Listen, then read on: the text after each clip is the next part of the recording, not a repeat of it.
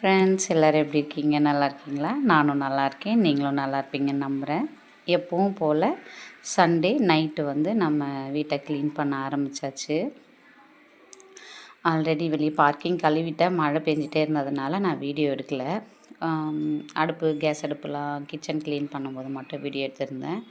நிலைவாசல் தொடச்சி எப்பவும் போல் குங்கும மஞ்சள் வச்சாச்சு.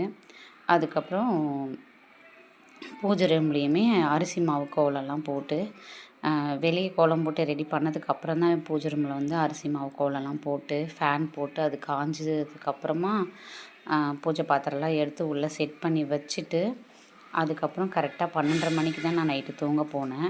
காலையில் 4 மணிக்கெலாம் எந்திரிக்கணும்னு என் வீட்டுக்கிட்ட என்னை எழுப்பி விடுங்கன்னு சொல்லிட்டு தான் தூங்கினேன். ஆனால் அவருமே வந்து இன்றைக்கின்னு பார்த்து லேட்டாக தான் எழுந்திரிச்சார். 5:30 போல் அவர் எழுந்திரிச்சு என்னை வந்து 5:30க்கு தான் எழுப்பியே விட்டார். அதுக்கப்புறம் தான் குளிச்சுட்டு பூஜை பண்ண ஆரம்பித்தேன். பூஜை பண்ணிவிட்டு அப்புறம் பேச்சுலர் பசங்களுக்கு டிஃபன் செஞ்சு கொடுத்துட்டு வீட்டுக்கு வந்து பசங்களுக்கு வந்து இன்றைக்கி புளி சாதம் உருளைக்கிழங்கு வறுத்துட்டு லஞ்ச் பேக் பண்ணியிருந்தேன். காலையில் தோசை ஊற்றி கொடுத்துருந்தேன் பசங்களுக்கு.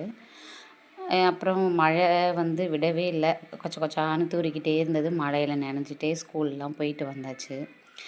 என்ன தான் நம்ம வந்து எல்லோருக்கும் நல்லதே செய்யணும், நல்லதே பண்ணணும், யாரும் வந்து கெடுதல் பண்ணக்கூடாது, மற்றவங்க கெட்டு போகணும், நம்ம நல்லா இருக்கணும் அப்படின்னு நான் நினைக்கிறதும் கிடையாது.